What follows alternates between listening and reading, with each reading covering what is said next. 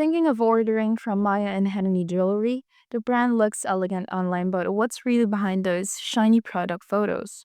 Quick disclaimer, this review is based on public research and personal opinion.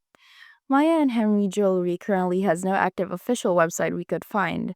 Over on Trustpilot, they are sitting at 3.2 stars from 17 reviews, but most of the recent ones are pretty brutal. Customers report long shipping times, poor communication, and worse, low quality products that don't match what's advertised. One buyer said the jewelry looked nothing like the photos and questioned if it was even real. Others mentioned items labeled as gold but arrived stamped as steel instead. Some only received parts of their order and were offered partial refunds or store credit, which they shouldn't or they didn't even want. So, is Via and Henry jewelry legit? Honestly, it doesn't look good, from missing items to fake materials and refund struggles.